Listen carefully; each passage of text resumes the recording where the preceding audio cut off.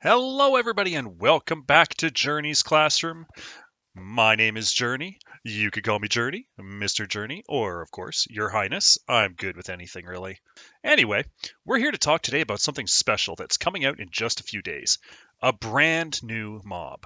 Now, you'll notice the weird letters above my head here at the top of the screen. That is because we are not in a standard version of Minecraft right now. We are in the preview, taking a look at something that we will have access to in just a couple days. And here's a hint. Okay, we've got some weird ball thingies, some slime, some kind of green-white thing, and a lead. What could that be from? Let's go outside and take a look.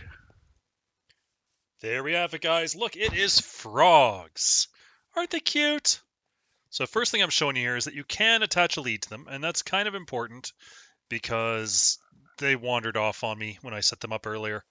Let's get them back into the pool over here because we're going to talk about some of their life cycle stuff. Oh, look at that one already laid eggs. So here you go. Look at this. You feed them slime balls, and that gets them in the mood for babies. Look, there we go. You can see those on the top of the water. Those are called frog spawn. And they're kind of important because that is where you're going to get new frogs from. Those will hatch into tadpoles. Actually, you can already see a tadpole in the water there. He's just kind of staring at us. Isn't he cute? Look at this guy. Anyway, the eggs there will hatch into a tadpole. It's supposed to take about 30 seconds, but honestly, from my testing, it's not always been that way.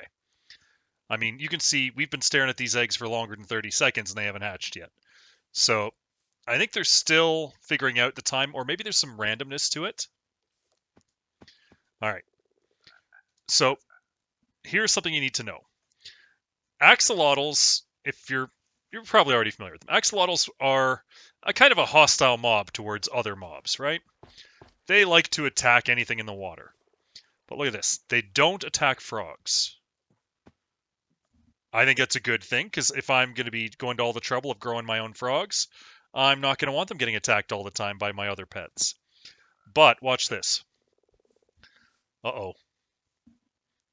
There's that little... Oh, no. Oh, no. Oh, yeah. So that's what I wanted to show you. That while an axolotl will not kill a full-grown frog, and it will leave the eggs alone, the frog spawn, it will just absolutely destroy any tadpoles that it happens to come across. They're kind of vicious like that. And as long as we've still got these eggs here, I should also point out that you cannot pick them up. Even with a silk touch pick, you're not going to be able to pick those up and relocate them. Wherever the frog leaves them, that's where they need to be. That said, if you're in creative, obviously you can just place them normally. All right, let's take a quick trip upstairs to where we've got a little something set up with these guys. You know, your average school doesn't have the options that we have here on Journey's Classroom, like building a little frog enclosure on the roof. All right, so take a look at all these little hoppers. They're all in there. And what I want to show you guys here is that these guys are a little tricky to contain. You notice the wall here, the cage, is too high. Let's there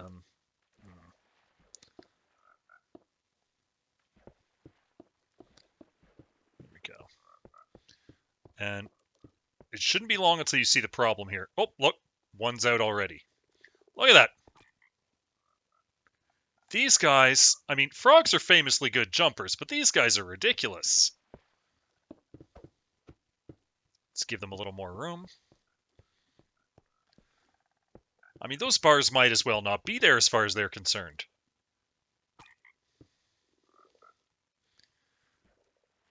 Which, for me, is kind of a disadvantage, because if I was going to make a frog habitat, I wouldn't want to have to completely enclose it just to keep the frogs inside. But let's try. We're going to try different levels here. We're going to see if they can still hop over. So we've got 2 layers down already. Just going to finish up the 3rd layer here. Okay, 3 layers. Can they jump over? Yep, he just did. Okay. Let's go up another level. Oh, that guy's just mocking me. He jumped right in front of me. I mean, come on.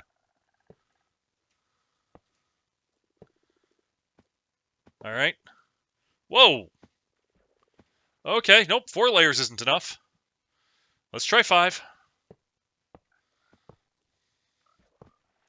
How high can these guys jump?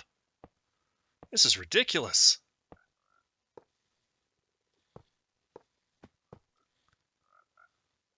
It reminds me of when we were first looking at goats when they came out, and goats would get stuck in trees because they'd jump high. All right, see, I've got the slime balls. So they're all coming towards me. I just wanted to get their attention, and now put it away because I want to see if they'll jump the wall. It looks like maybe 5 levels is enough. But still, that's ridiculous for an enclosure to keep the frogs in. Who wants to go around building 5 high walls around a pond? So that's just something to keep in mind if you're planning on, you know, giving a home to a bunch of frogs. So you may have noticed that so far all of our frogs have been kind of orange. And that is a little bit disappointing because there are 3 different kinds. What I'm going to show you though is how you can get the other breeds of frogs. First off, we're going to go to a cold biome. Over here you can see all the ice so you know it's cold. And we're going to take our same frog spawning egg and spam a few of them over here. This. Look at that beautiful green color. This is where you get your green frogs from. They only come from cold biomes. Now, you can bring them back to your own area. That's fine. I wouldn't suggest doing it this way. This is it's kind of funny, actually, but it's not very practical to fly your frogs where you need them to be. And now I've teleported over to a desert biome because this is where I was testing out other frogs earlier. Look at this. This is where you get the white frogs from. Anywhere hot. So you've got green frogs in cold places, the orange frogs in the temperate places, and over here in the hot zones, or the warm zones, you've got your airborne white frogs. Now let's get these guys back to the classroom. And here we are back in the lab. Let's have a look here. I've got all 3 kinds of frogs here. And that's very important because it does matter which ones you're using.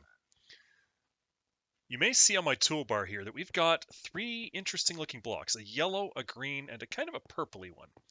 These blocks are called frog lights. Frog lights are the first colored lights in Minecraft. Personally, I love the look of them. So here's how you get them. Look at this. We've got some magma cubes here. Now, you don't want the big ones. Oh, I killed the little ones. All right. Here, let's set the frogs free. And we'll make sure we only have small... Oh, look at that. You're already seeing it. Oh, look at them go. Just chowing down on these guys. That's how you get your frog lights. The frog lights are produced whenever a frog eats a magma cube.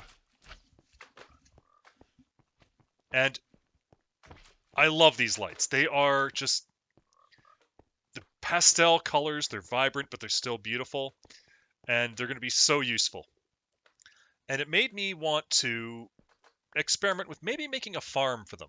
Something that would allow me to get a large number of these things fairly easily. Because let's face it, I don't actually want to walk a bunch of frogs into the nether on leashes and have them hunt one by one. I want to be able to get enough of these blocks that I can, use them to my heart's content. Because, I mean, look how bright they are. I can't get over them. I really, really love frog lights. And I realize that light-wise, they're actually identical as to, a sea lantern. They produce the same amount of light, but to me they look brighter. Don't they? The sea lanterns look dull in comparison. I don't know. So, let me show you what I came up with. And that brings us to this little farm I came up with in the Nether. Now, I was trying to find a way to make sure that the frogs would only have to deal with small magma cubes. And I realized that if they were any bigger than 1 block, then they'd be in powdered snow when I do this design, which means they would take damage, then they'd break, and they go down to a small size where they were nice and edible for our froggy friends. And you can see right now the frogs are going to town on them. They're just munching them up as fast as they can. How beautiful is that? And then under here we have a hopper minecart just flying through, picking everything up and dropping it in the box. And I can tell you that I ran this farm for about 10 minutes as a test after completing it. And I got 55 frog lights. 55 for a very basic farm. I'm sure there's all kinds of things you could do to make it more efficient. You could spawn proof the area around it. You could, I don't know, limit your loading distance to 4 blocks or whatever so that nothing else in the game is active. But that's already pretty amazing. The downside is right here. In order to make one of these farms, you need a magma cube spawner. And the only place those exist outside of creative is in Bastion Remnants. And even then, only in the treasure room.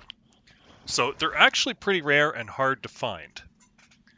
And then you've got to go to all the trouble of clearing out the piglins, mob proofing the place so that it's safe for you to use. It's a big investment, but I mean, you saw how beautiful the frog lights are. It's well worth it. If you'd like me to put together a full tutorial on how to build my frog light farm, let me know and I'll give it a shot. I think it's, like I said, it's well worth the investment. But I've had enough of the Nether, so it's time for us to head back to our school. And there you have it, gang. I hope that this has answered any and all questions you might have about the frogs, and that you're just as excited to see them as I am. By the time this video is posted, they may even already be available. So, until next time, bye!